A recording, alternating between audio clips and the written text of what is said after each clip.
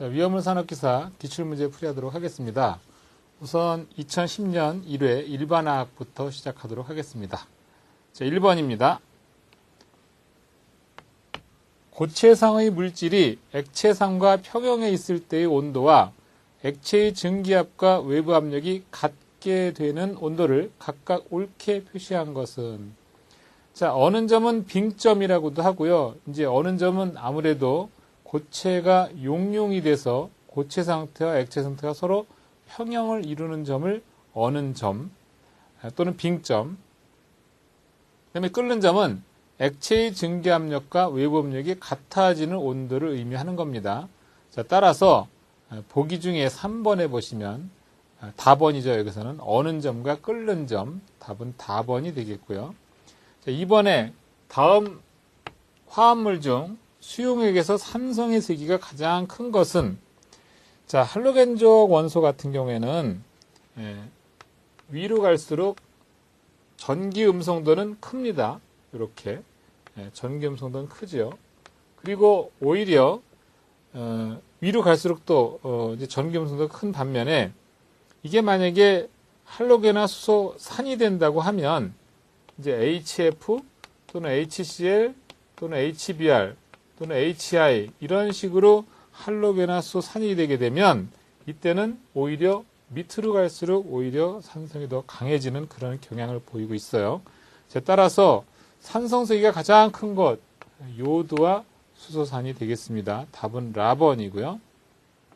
3번, 물을 전기분해하여 표준 상태 기준으로 산소 22.4리터를 얻는 데 소요되는 전기량은 몇 페럿인가 그랬습니다. 자, 1페럿은 96,500쿨롱이 되겠고, 자, 이 경우는 1g 당량에 해당이 됩니다. 자, 그런데 우선 지금 산소 22.4리터를 얻는 데 소요된 전기량을 구하라고 하니까 먼저 산소 원자의 그람 당량부터 구해보겠습니다. 산소 원자면 5가 되겠죠. 산소 원자의 그람 당량을 구할 때에는 원자가분의 원자량이 되겠습니다. 그렇다면 산소는 마이너스 2가니까 2분의 16 계산하면 8g이 나오죠. 결국은 산소 원자 그람 당량은 8g이 되겠습니다. 따라서 산소 분자하게 되면 O2가 되겠죠. O2. 산소 분자의 그람 당량 계산하려면 산소의 그람 당량이 8g이라고 했고, 산소 분자는 분자량이 32g이니까 이거 나누게 되면 결국은 4g 당량이라는 값이 나와요. 자, 문제에서 최종적으로 구하고자 하는 것은 22.4리터 산소를 얻는 데 소요되는 전기량을 구하라고 했으니까, 자, 먼저 22.4리터의 산소를 몰수로 바꿔줍니다. 1몰의 산소는 22.4리터 산소가 되는 거고, 결국 22.4리터 산소를 몰수로 바꿨어요. 그리고 1몰의 산소는 금방 4g 당량이라고 했죠. 4g 당량. 자, 그 다음에 4g 당량은, 4g 당량, 결국 1g 당량은 1페럿이니까, 여기서 우리가 이제 계산하게 되면 4페럿이라고 하는 값을 구할 수 있는 거예요. 그래서 3번 답은 다번이 되겠습니다. 자, 다음 4번. 물 2.5리터 중에 어떤 불순물 10mg 함유되어 있다면 약 몇 ppm으로 나타낼 수 있는가? 그러면 물 2.5리터 안에 10mg이 있다는 거니까 결국은 4ppm이 되겠죠. 답은 다번이 되겠고, 5번에 반투막을 이용해서 콜로이드 입자를 전해질이나 작은 분자로부터 분리 정지하는 것을 무엇이라고 하는가? 그러면 이 경우는 콜로이드 입자는 거름 종이를 통과하지만 반투막은 통과하지 못하기 때문에 반투막을 이용해서 보통 분자나 이온과 콜로이드를 분리 정지하는 것, 이렇게 하는 게 이제 투석이라고 하는 건데, 답은 다번 되겠습니다. 다번의 투석. 자, 다음 6번입니다. 다음 물질 중 수용액에서 약한 산성을 나타내며 염화 제이철 수용액과 정색 반응을 하는 것은, 자, 이 경우는 바로 이제 페놀이 되겠는데요. 페놀.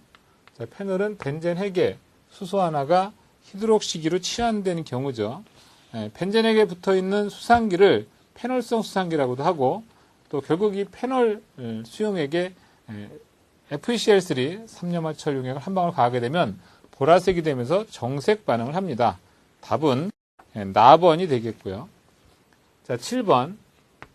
다음 금속 중에서 황산아연 수용액 중에 아연을 분리시킬 수 있는 것은, 자, 이 경우는 이제 이온화경이 큰 금속이 아무래도 분리시킬 수 있는 거죠. 다시 말해서 이온화경은 흑화나 마알, 연, 철, 니, 석, 납, 수, 구, 수은, 백금 뭐 이렇게 외우라고 예전에 이론 시간에도 말씀을 드렸는데, 자, 그래서 지금 보시는 바와 같이 황산아연 수용액 중에 넣어서 아연을 분리시킬 수 있는 거 물어보니까 아연보다 이온화 경향이 큰 금속, 다시 말해서 보기 중에 보시면 칼슘이 되겠죠. 이제 칼슘을 넣게 되면 아연을 분리시킬 수 있는 겁니다. 답은 나번이 되겠습니다.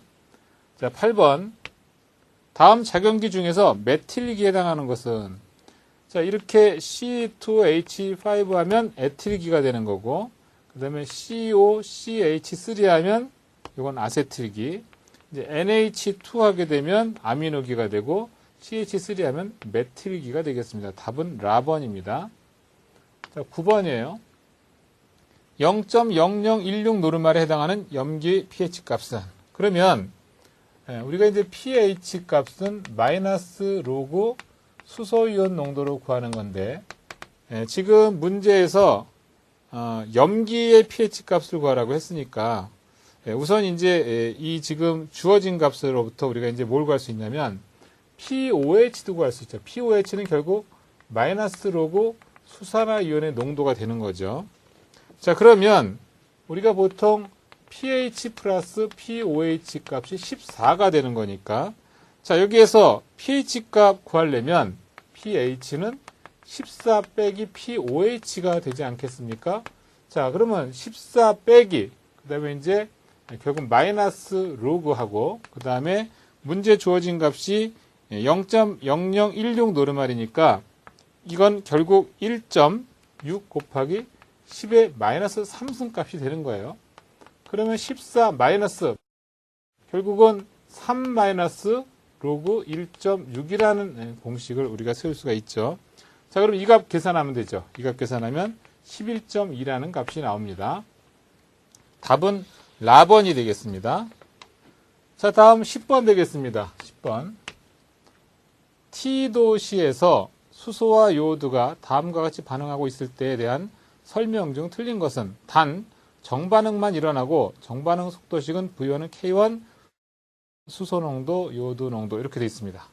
자, 그런데 보통 온도가 일정할 때 시간이 흐르게 되면 정반응 속도는 약간씩 느려지는 경향을 보이고 있는데, 지금 라번에 보면 온도가 일정하면 시간이 흘러도 V원은 변하지 않는다 이렇게 보기가 되어 있으니까 이건 틀린 설명이 되겠습니다. 답은 라번이고요. 자, 11번. 리튬과 불소를 비교 설명한 것이다. 틀린 것은 그렇게 물어봤어요.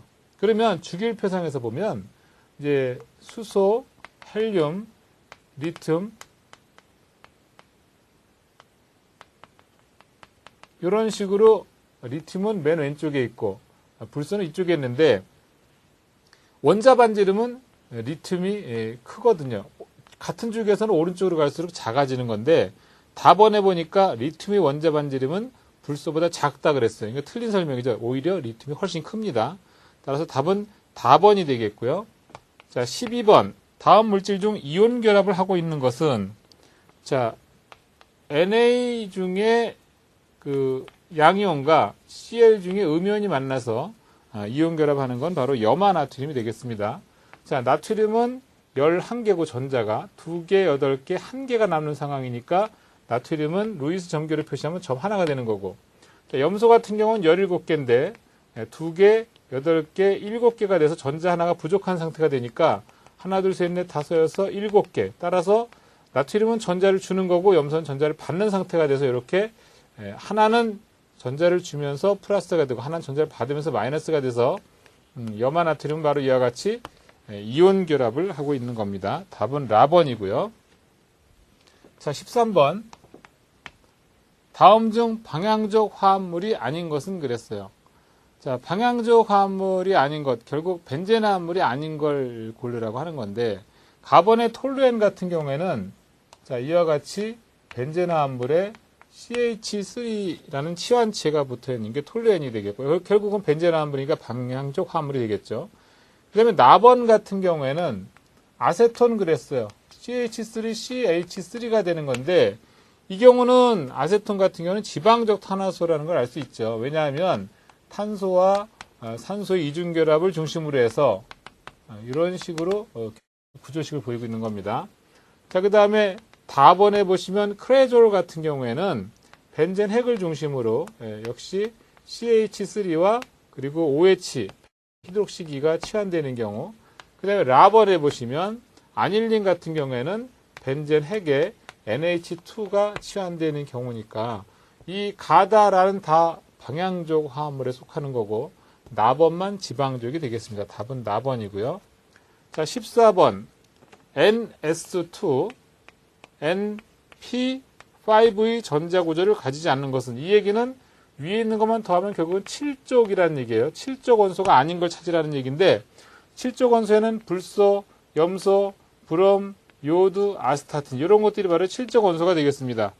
예, 답은 다번 셀렌이죠. 셀렌은 6족이 되겠습니다. 다음 15번. 다음 중 양쪽성 산화물에 해당되는 것은, 자, 양쪽성은 제가 암기할 때 아라주납으로 외라했죠. 알루미늄, 아연, 주석, 납, 이렇게 아라주납 이렇게 외우라고 했는데, 양쪽성 산화물에 해당되는 것은 나번에 보면 알루미늄이 있죠. L2O3. 답은 나번이 되겠습니다. 16번.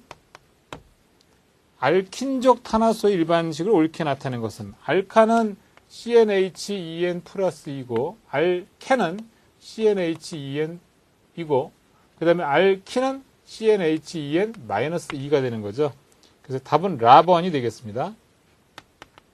17번. 다음 중 원자 번호가 7인 질소와 같은 족에 해당되는 원소의 원자 번호는 그랬어요. 그러면 질소 같은 경우에는 질소인 비소, 안티몬, 비스무스 이런 식으로 7족 원소에 해당되는 이 원소인데, 결국은 같은 족에 해당되는 원소의 원자 번호를 더하라고 했으니까 이게 8개마다 주기적으로 바뀌는 거거든요. 따라서 8을 더하면 15번이 되겠습니다. 2인이 되겠죠.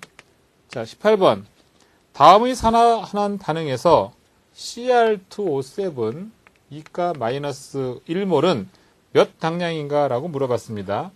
자, 그러면 먼저 지금 반응식을 좀 잠깐 볼게요. 6Fe 2가 플러스, 그리고 Cr2O7 2가 마이너스, 그 다음에 14H 플러스라고 하는 것이고, 그 다음에 2몰의 Cr 3가 플러스하고 6몰의 Fe 3가 플러스 7몰의 물이 형성이 되는 건데, 이 중에 지금 보시면 철 같은 경우는 2가에서 3가로 바뀐 거니까 이게 이제 산화수가 증가하는 경우가 되니까 이 경우는 산화 반쪽 반응이 되겠습니다.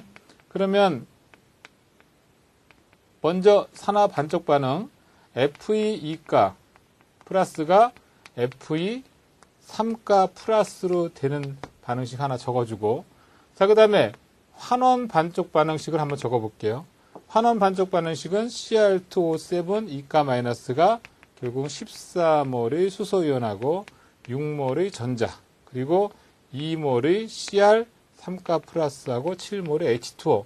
양쪽의 전자 개수를 지워주기 위해서는 위에다가 전체적으로 6을 다 곱해줘야 돼요. 그러면 6 곱하고 6 곱하고 6 곱해서 위아래를 더해주게 되면 이렇게 전자는 상쇄되는 꼴이 되죠.